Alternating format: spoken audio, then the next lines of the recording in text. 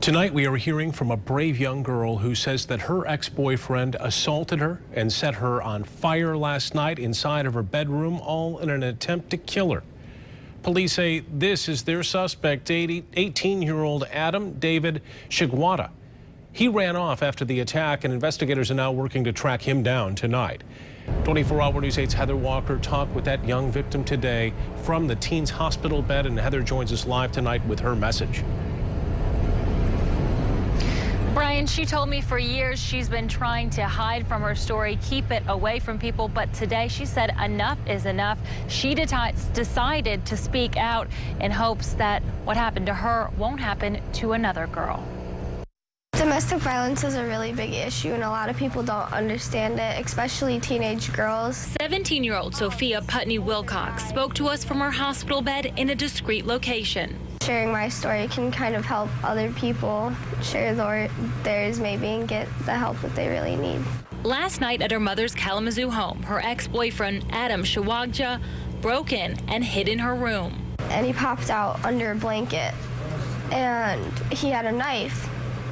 And so I started freaking out, but I couldn't yell or anything because then I thought he would stab me. This was the most recent of a string of domestic violence that started her freshman year. Since he knew that nothing else was going to happen, we weren't going to be together, he knew that he wanted to die, but he wanted me to die with him.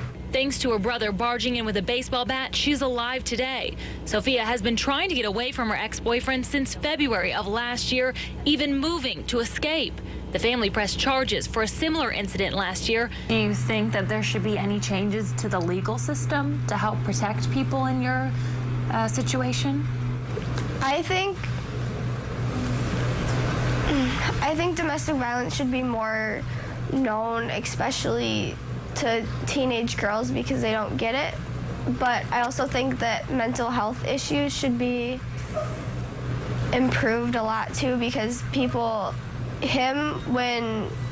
after he's like covered my blood, or his blood, with my diary and stuff like that, they would not send him to a mental institution because he took a test. And I think if he could have gotten the help that he needed, he could be fine today. He could be a functional person. As for Sophia, she's focusing on herself and spreading a message of love. Make sure that I love myself more than anyone else could.